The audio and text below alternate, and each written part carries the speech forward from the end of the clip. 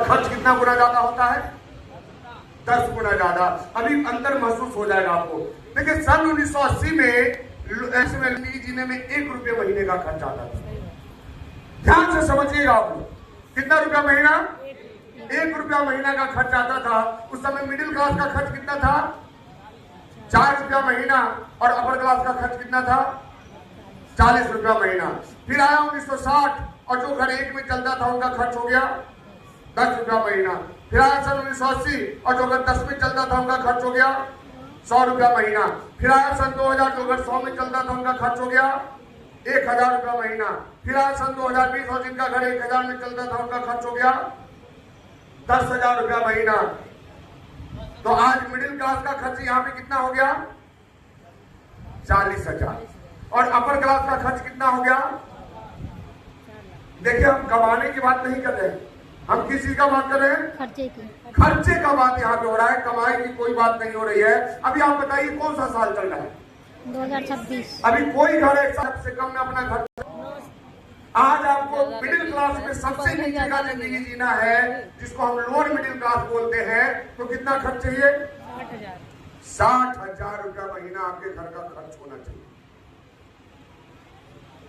लेकिन दिक्कत क्या है कि जो 40,000 कमाता है हमारे यहाँ, वो भी क्या बोलते हैं कि हम मिडिल क्लास हैं। तो अब एक चीज बताइए, घोड़े को देख के यदि मेढक भी अपने पैर में नाल चुकवा ले तो क्या होगा? मरेगा कि नहीं मरेगा? और आज यही कारण है कि लोग मर रहे हैं। मतलब पैसा रहने के बाद भी काम नहीं चल रहा है। और यहाँ अपर क्लास वाला जिंदगी जीने के लिए कितना चाहिए? 6 लाख रुपया महीना आपके घर का मंथली खर्च होना चाहिए, तब आप अपर क्लास हैं, नहीं तो आप अपर क्लास नहीं है। लेकिन हमारे यहाँ दिक्कत क्या है, जो 2 लाख 3 लाख महीना कमाता है वो भी अपने आप को अपर क्लास समझने लगता है। तो देखिए समझने से जिंदगी चलेगी क्या? यदि हम समझ ले कि हमारे पास अंबानी से ज्यादा पैसा है तो हम अंबानी से ज्यादा अमीर बन जाएंगे क्या? समझने से कुछ नहीं होता, हकीकत कुछ और है। और इसी तरह महंगाई बढ़ती रही तो 2040 में गरीबों वाला जिंदगी जीने के लिए कितना चाहिए? 1 लाख रुपया महीना चाहिए। 14 साल बाद, मात्र 14 साल बाद। हम 40-50 साल आगे की बात नहीं कर रहे हैं, मात्र 14 साल बाद आपको 1 लाख रुपया महीना खर्च करना पड़ेगा। कौन सा जिंदगी जीने के लिए? गरीबों वाला जिंदगी। और इसके 20 साल बाद 2060 में कितना खर्च करना पड़ेगा गरीब वाला जिंदगी जीने के लिए? 10 लाख रुपया महीना। और यहीं पे वो कूद के भाग रहे हैं। हमें अब 40 साल का बात कर रहे हैं, हम गलत बोल रहे हैं क्या? नहीं, आप बताइए, आपको विश्वास हो रहा है? नहीं हो रहा होगा, गारंटी है। लेकिन आप सोच के देखिए कि सन 1940 में जब 1 रुपया में घर चल रहा था, उस समय इसको कोई बोलता है इनको कि 10,000 रुपया महीना लगेगा, इनको विश्वास होता? आज 1960 2020 साल कितना साल हुआ बताइए? 80 साल। और 80 साल में महंगाई कहां गई? 10,000 गुना। 80 साल में महंगाई कितनी बढ़ी है? 10,000 गुना। आप भी यही है, हम भी यही है, कैलकुलेशन कर लीजिए। तो जब पिछले 80 साल में 10,000 गुना महंगाई चली गई तो अगले 80 साल में 10,000 गुना नहीं जाएगी? क्या गारंटी है? कौन रोक लेगा? कोई नहीं रोक सकता, औकात ही नहीं है किसी को रोकने का, क्योंकि 3 चीज तो कोई रोक ही नहीं सकता। कौन कौन? पहला है महंगाई, दूसरा है जनसंख्या और तीसरा है बेरोजगारी। ये किसी के रोके रुकने वाली नहीं, चलते ही जाएगा, करना ही पड़ेगा आपको इतना खर्च। तो अब आपको लगता है कि ये डेटा सही नहीं है, तो इस डेटा में क्या हुआ? हर 20 साल में आपके खर्चे में 1 जीरो बढ़ गया। आप चेक कर लीजिए। कैसे चेक होगा? तो आज समोसा कितने रुपए का है? 10 रुपए का। और ये 10 रुपया वाला समोसा 20 साल पहले कितने का था?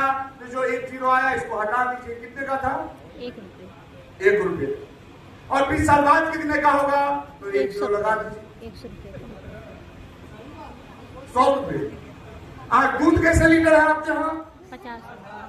ये 60 रुपए वाला दूध हम पूछे कि 20 साल पहले कितने का था, तो 20 साल में 1 किलो आया, तो हटा दीजिए 1 किलो,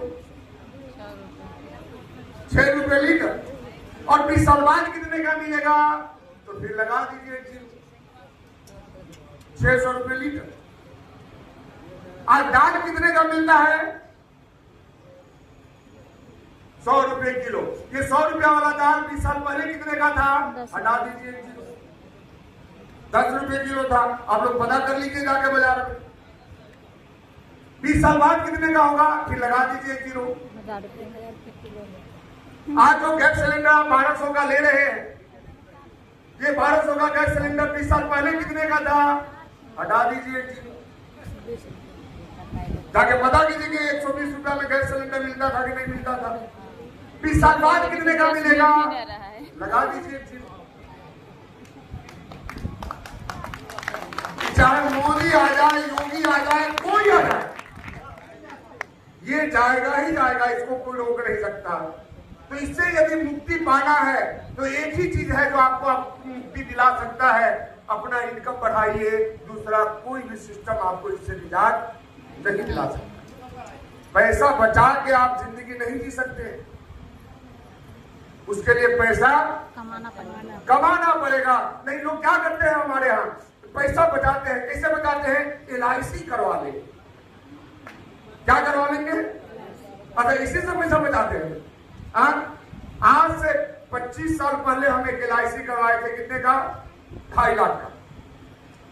13,000 रुपया सालाना हमारा लगता था प्रीमियम। 13,067 रुपया को बहुत बढ़िया से याद है। हमारा इस साल वो पूरा हो गया। LIC मिलेगा कितना? नहीं, लोग बोला कि 5 लाख मिलेगा। 2.5 लाख का प्रीमियम था। कितना मिलेगा उसका? 5 लाख रुपया मिलेगा। अब बताइए हम कितने साल से जमा करते आ रहे हैं? इसका पहचान नहीं तो लगा सकते हैं। और 20 साल में कितना ले रहा है LIC? तो जब बताया था उस समय तो बहुत अच्छा लगा था, 5 लाख मिलेगा। क्यों? क्योंकि 20 साल 25 साल पहले बताया गया था 5 लाख। लेकिन जब मिलेगा उससे कुछ होगा ही नहीं। ना आप बच्चे को पढ़ा सकते हैं, ना बेटी का शादी कर सकते हैं, कुछ नहीं कर सकते हैं आप इस 5 लाख रुपया में। इवन उस समय हम 13,000 का सोना ले लिए रहते तो 20 ग्राम सोना मिल जाता, और 4 प्रीमियम का सोना ले लिए रहते तो आज जितना LIC देगा उससे ज्यादा हो गया रहता। यही तो पैसा बचाते हैं, या तो LIC कराएंगे, नहीं तो FD कराएंगे। क्योंकि जो महंगाई से टक्कर लेता है जमीन, वो खरीदने का आपके पास पैसा है नहीं, तो EMI पे मिलने वाला नहीं है। तो अब मुद्दा ये है कि इसका उपाय क्या है मेरे पास, वो डस्टर का। क्योंकि हम इसका उपाय कहां ढूंढते हैं? आज देखिए, आज दिक्कत क्यों है? क्योंकि हम इसका उपाय ढूंढते हैं नौकरी में। कहां ढूंढते हैं? नौकरी में। और आज नौकरी वाले की वस्तु, यदि आपका नौकरी ऐसा नहीं है जहां की घूस लेने का संभावना है, तो आप कुछ नहीं कर सकते आप अपनी नौकरी से। नहीं, आप हमें बताइए कि आज 40,000 रुपया 50,000 रुपया हमारे मास्टर साहब लोगों का वेतन है। 50,000 में कौन सा जिंदगी चाहिए? क्योंकि इसमें कमाना भी है और बचाना भी है। बताइए कौन सा जिंदगी जिएंगे? सीधे लौट तलाश कर कितना बचा लेंगे? मान लीजिए 50,000 कमाने वाला व्यक्ति यदि महीने का 20,000 भी बचा ले, जबकि 20,000 बचने वाला नहीं है। अगर 20,000 भी बचा ले तो साल का कितना बचाएगा? 2,40,000। 24 लाख बचाने में कितना हो जाएगा साल? 24 लाख बचाने में इनको 10 साल लग जाएगा। अगर इंटरेस्ट जोड़ ले तो 10 साल बाद इनका ये 24 लाख हो सकता है कि 25-30 लाख हो जाए। लेकिन आप बताइए कि जो 25 लाख की जमा करेंगे, तो आज जो जमीन 25 लाख का है वो 10 साल बाद कितने का मिलेगा? तो सीधे 50 लाख हो जाएगा। यानी ये बचा के कभी भी जमीन शहर में तो नहीं खरीद सकते। तो फायदा क्या है? अब हमें एक चीज बताइए, हम यदि बात करें तो एक तो नौकरी सबको मिलती नहीं है, और जिसको मिलती भी है वो अपने नौकरी से खुश नहीं है। और यही कारण है कि उसको हर काम के लिए घूस लेना पड़ता है। आज घूस लोग शौक से नहीं ले रहे, मजबूरी है, उसका घर चल ही नहीं सकता। क्यों? क्योंकि बच्चे को अगर थोड़ा सा भी अच्छा स्कूल में डालते हैं तो उसका फीस सीधे 6,000-7,000 रुपया महीना चला जाता है। इससे कम में कोई स्कूल ही नहीं। अगर 2 बच्चा गलती से हो गया तो 12,000 रुपये। 12,000। अब किसी तरह कैसे भी पेट काट कूट के बच्चे को पढ़ा लिए, उसके बाद बच्चा बोलेगा कि हमको IIT करना है, तो IIT करने के लिए आज का फीस कितना है? 12 लाख रुपया। यदि आपका बच्चा एग्जाम निकाल लिया तो कहां से लाएंगे आप 12 लाख? यदि आज आपका बच्चा बोलता है कि हमको MBA करना है, IIM से MBA करना है, तो IIM से MBA करने का फीस आज के डेट में कितना है? 35 से 40 लाख रुपया 2 साल का फी। आप नेट पे चेक कर लीजिए, IIM अहमदाबाद, बेंगलोर, जहां का चेक करना है कर लीजिए। तो 40,000 कमाने वाला व्यक्ति, 50,000 कमाने वाला व्यक्ति 50 लाख रुपया फी कहां से देगा अपने बच्चे को? यानी कि यहां बात क्या हुआ? बात वही हुआ कि आप गरीब हैं, गरीब रहेंगे और आपका बच्चा भी गरीब रहेगा। कोई चांस नहीं है आपके बच्चे को अमीर बनने का, क्योंकि सैलरी किसको ज्यादा मिलेगा? या तो वो IIT कर ले, नहीं तो IIM से MBA कर ले, नहीं तो UPSC निकाल ले। और उसके तैयारी के लिए अगर कोटा भेजते हैं तो कोटा में 1 साल का बच्चे का खर्च 2.5 लाख रुपया मिनिमम है। यदि बच्चा साधारण हॉस्टल में रहे तो ये हालात है एजुकेशन का हमारे यहाँ। और अगर बच्चा पढ़ा नहीं तो क्या करेगा? खेती करेगा, और खेती करके अमीर बनने का संभावना कितना है आप लोग बताइए? कितना परसेंट है? 0%। यहाँ बच्चा खेती नहीं करता है, वो इस अवसर का तलाश करता है कि कब खेत को बेच देना। यहाँ सब काम खेत बेच के ही होता है। देखिए किसान का घर कैसे बनता है? खेत बेच के 2 कट्ठा बेचेगा, घर बनाएगा, 4 कट्ठा बेचेगा, बेटी का शादी करेगा, 5 कट्ठा बेचेगा, बेटे को पढ़ाएगा। और यही कारण है कि धीरे धीरे वो व्यक्ति गरीब हो जाता है, गरीब होता जा रहा है। और उसके बाद जो अगला जनरेशन आएगा वो क्या करेगा? जब सुनेगा कि मेरे बाप दादा के पास 50 बीघा जमीन था, वो क्या करता है? गाली देना शुरू करता है कि सब बेच दिया सब। अच्छा, आप गलत बोलते हैं क्या? हाँ, जिस पोता को पता चल जाए कि हमारे बाबा या हमारे पिताजी 50 बीघा जमीन बेच दिए, वो गाली देता है कि नहीं देता अपने बाप या अपने दादा को? नेचुरली। तो खेती से काम चलेगा नहीं, नौकरी से काम चलेगा नहीं, तो बचा क्या? बिजनेस। और बिजनेस कैसे होता है? बिजनेस सोचने से नहीं होता, बिजनेस औकात से होता है। क्या चीज से होता है? औकात से। बिजनेस करने के लिए औकात चाहिए। क्योंकि आप सोच लिए कि हमको 1 करोड़ों का मॉल खोलना है, सोचने से मॉल खुल जाएगा क्या? करोड़ों चाहिए। तो यहाँ पे जो लोग काम करते हैं ये अपने औकात के हिसाब से काम करते हैं। किस चीज के हिसाब से काम करते हैं? औकात के हिसाब से काम करते हैं। यदि औकात छोटा है तो भाई मूंगफली या समोसा टोकरी में बिकेगा।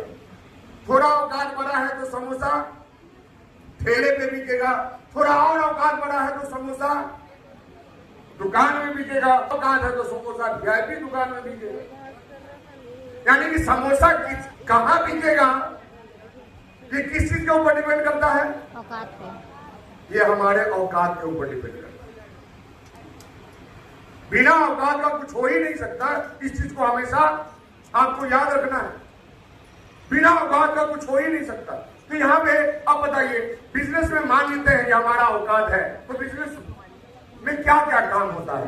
तो एक काम बिजनेस में होता है, या तो आप मैन्युफैक्चरर बन जाइए, यानी कंपनी खोल लीजिए। दूसरा, या तो आप मिडिलमैन बन जाइए, जिसको क्या बोलते हैं? C&F, डीलर, डिस्ट्रीब्यूटर, होलसेलर, ये सब क्या कहलाता है?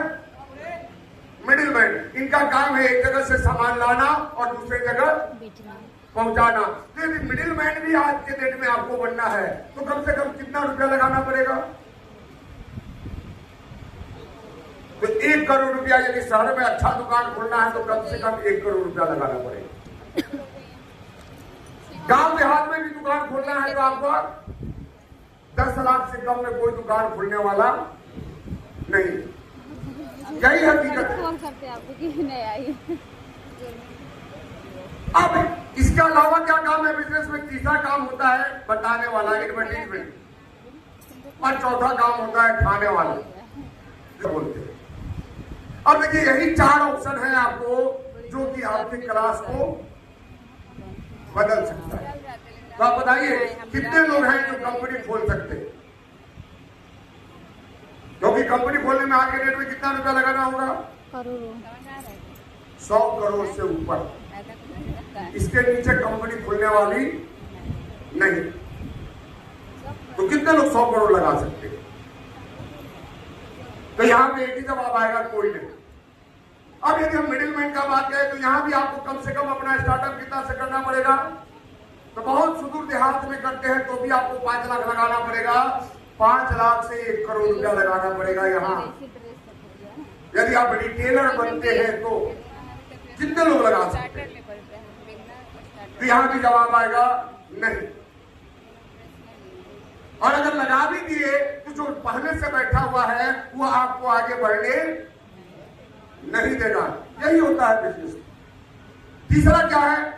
बताने वाला काम, एडवर्टाइजमेंट वाला काम। अच्छा, ये काम आप लोग कर सकते हैं या नहीं कर सकते? कर सकते हैं। लेकिन हम लोग बात किस बिजनेस का कर रहे हैं? हम लोग बात उस बिजनेस का कर रहे हैं जो आपके समझ में आता है, ट्रेडिशनल बिजनेस। और ट्रेडिशनल बिजनेस में बताने वाला काम कौन करता है? अमिताभ बच्चन, सचिन तेंदुलकर, माधुरी दीक्षित। यहां आपको कोई पूछने वाला नहीं। धोनी नहीं। आज तक आप लोग इतना पार्ले जी का बिस्किट खा गए और आज तक पार्ले जी वाला आया कि चल के थोड़ा हमारा पार्ले जी आप बता दीजिए। तो पार्ले जी कौन बताता है? जो पार्ले जी खाता नहीं। नहीं, आपको लगता होगा कि अमिताभ बच्चन नवरत्न तेल लगाते हैं, लेकिन बताते हैं कि बहुत बढ़िया तेल है। तो ये है हमारा बाहरी बाजार का व्यवस्था। यानी कि बाहर के बाजार में आप एक ही काम कर सकते हैं। कौन सा? कस्टमर वाला। यानी कि कमा के कहीं और से लाइए और खरीद के खाइए। अच्छा, इसको करने से लोग गरीब बने या अमीर बने?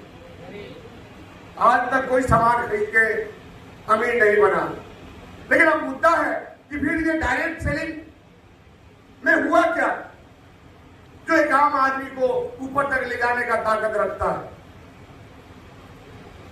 ये समझना है। तो डायरेक्ट सेलिंग में क्या हुआ?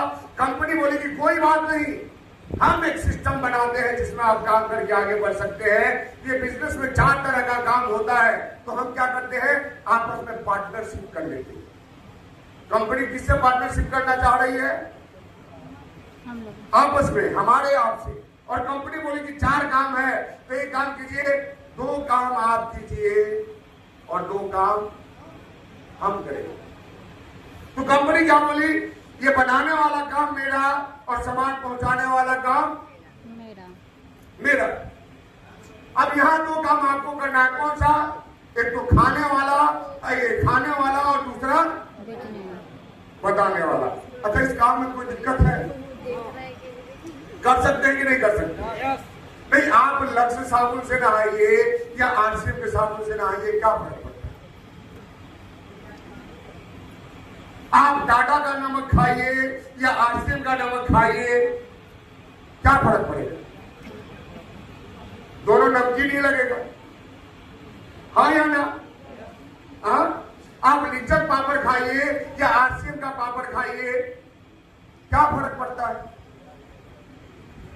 कोई फर्क नहीं पड़ता। लेकिन एक फर्क जरूर पड़ेगा कि बाहर का जो सामान आप लेते हैं वो सामान खाने के बाद गरीबी आपके घर में आती है और यहां से सामान लेंगे तो अमीरी आपके घर में आती है। अब बताइए कि कहां से सामान लेना चाहिए? नहीं, आप लोग बताइए कहां से लेना चाहिए? जिसमें पैसा आता हो या जहां से पैसा जाता हो? जिसमें पैसा आता हो वहां से सामान लेना चाहिए। क्यों लेना चाहिए? क्योंकि देखिए यहां से सामान खाने से क्या फायदा है। पहले ये सोचिए कि एक आम आदमी पैसा कमाने के बाद भी दिक्कत में क्यों है? क्योंकि हकीकत यही है कि आज तक आपके पास हिसाब ही नहीं है कि आप कितना कमाए हैं और कितना खर्च किए है। क्या हिसाब? और हम कहते हैं कि अभी तक के जिंदगी का भी हिसाब आप जोड़ लीजिए कि आप कितना रुपया अभी तक खर्च कर चुके हैं, तो दिमाग का नस फटने लगे। कितना रुपया आप खर्च कर चुके हैं। जैसे हम मान लेते हैं कि आज कोई गरीब से गरीब आदमी भी हो तो अपने घर को चलाने में कितना रुपया खर्च करता होगा? 10,000 तो सबका खर्च है। और 10,000 में यदि आरसीएम की दुकान पे जाए तो कितने का सामान उसको आराम से मिल जाएगा? 5,000 का सामान तो आराम से मिल जाएगा यदि वो ईमानदारी से सारा सामान आरसीएम का खाए तो। अब कोई व्यक्ति यदि 5,000 का सामान एक महीने में खा रहा है तो एक साल में कितने का सामान खाएगा? 60,000 रुपए का। और एक व्यक्ति अपने पूरे जीवन में औसत 50 साल तक मार्केटिंग करता है। कितना साल? 50 साल। वो अपने पैरों पे खड़ा रहता है।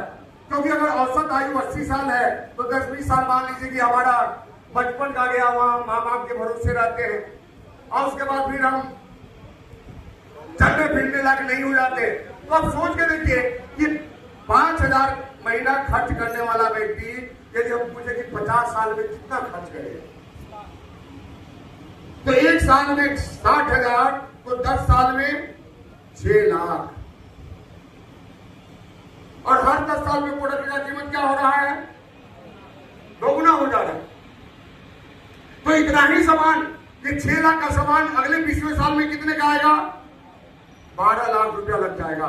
अगले उसके अगले 30वें साल में कितने का आएगा? 24 लाख रुपया लग जाएगा। उसके अगले 40वें साल में कितने का आएगा? 48 लाख रुपया लग जाएगा। और 50वें साल में कितने का आएगा? 96 लाख रुपया लग जाएगा। यानी कि टोटल जोड़ा जाए तो कितना रुपया खर्च करेगा? तो 8, 14, 18, 2, 20 और 6, 26, 9, 2, 11, 11, 4, 15, 15 और 2, 17 और 1, 18। कितना हुआ? यानी आज कोई व्यक्ति 5,000 रुपया महीने का सामान खरीदता है तो 50 साल तक में कितने रुपए का सामान वो खरीदेगा? 1,86,00,000 रुपए का सामान वो खरीदेगा। इसमें इन्फ्लेशन शामिल है, महंगाई शामिल है, लेकिन इसमें आपका बर्थडे शामिल नहीं है, इसमें आपका होली और दिवाली छठ शामिल नहीं है, इसमें भैया दूज और ईद और राखी, कोई भी त्योहार, कोई भी बर्थडे, कोई भी मैरिज एनिवर्सरी इसमें शामिल नहीं है। अगर उसको शामिल कर दिया जाए तो ये खर्च कितना चला जाएगा? इसमें आपके बच्चे का शादी शामिल नहीं है, आपका मेडिकल बिल शामिल नहीं है। तो हम उतना गणित नहीं करेंगे। हम मान लेते हैं कि एक 86 भी खर्च होता है तो 80 में पीवी 50% का मिलता है, तो इसका पीवी कितना हुआ? तो लगभग 1 करोड़। क्योंकि किसी का 60%, किसी का 70%, किसी का 50%, तो 1 करोड़ पीवी हम लगभग मान लेते हैं। और 1 करोड़ पीवी पे कितना कमीशन बनेगा? नहीं पता। तो कम से कम 12% का सामान तो कंपनी आपको हर 6 महीने में फ्री देती है। तो 1 करोड़ का 12% भी कंपनी आपको देती है 50 साल में, तो कितना रुपया होगा? 12 लाख का सामान तो फ्री में कंपनी आपको देगी। है कोई बाजार में आपको 1 रुपये का सामान देने वाला? नहीं। आप बताइए, इतने दिन से पार्ले जी खा रहे हैं, इतने दिन से ब्रिटानिया खा रहे हैं, इतना दिन से आप लक्स साबुन लगा रहे हैं, इतना दिन से आपके घर में फेयर एंड लवली आ रहा है, क्या दे दिया आज तक फेयर एंड लवली वाला? और अगर आरसीएम में आने से 5 रुपया भी आपके घर में गया है तो वो आपके लक्ष्य से अच्छा है। यदि आरसीएम का खाने से यदि 100-200 भी आपके घर में आता है तो कौन सा दुकानदार आपको 100-200 रुपया दे देता है? 2 रुपया छोड़ने वाला नहीं है दुकान। तो ये क्या करने से आएगा? सिर्फ बताने से। यानी कि एक व्यक्ति, अब सोच लीजिए कि आपके घर का खर्च 10,000 रुपया है तो 24 लाख रुपया बचा लेंगे आप। यदि आपके घर का खर्च 40,000 है तो 48 लाख रुपया बचा लेंगे आप। और ये कैलकुलेशन हम करते नहीं है। हम सिर्फ क्या में फंसे हुए हैं? हम बाजार के माया जाल में फंसे हुए हैं। और कौन सा माया है? वहां माधुरी दीक्षित आती है, वो भी आधा कपड़ा पहन के और अपने बदन को दिखा के बताती है मेरे बूढ़ेपन का राज, और आपके घर में नक्शा आ जाता है। सौरभ गांगुली आते हैं, दौड़ते हैं, छाती पकड़ के बैठ जाएंगे, आप बोलेंगे धारा, आपके घर सफोला, और आपके घर में सफोला आ जाता है। कम प्लान वाला आएगा, कूद कूद के बच्चे को दिखा देगा, आपको लगेगा कि हमारा भी बच्चा पिएगा तो कूदने लगेगा। आज तक कूदा क्या? नहीं, हम गलत बोल रहे हैं क्या? तो देखिए बाजार में क्या होता है और आरसीएम में क्या होता है। बाजार में वो लोग बताते हैं जो खुद यूज नहीं करते, लेकिन आरसीएम में वो व्यक्ति बताता है जो पहले लगाता है, उसके बाद बताता है कि हमारा साबुन बेचा है। पहले वो नमक खाता है, फिर आपको बताता है। पहले वो गुलाब जामुन खाता है, फिर आपको बताता है। पहले वो आटा खाता है, फिर आपको बताता है। बताइए सही कौन बता रहा होगा? जो खा रहा है। इसलिए तो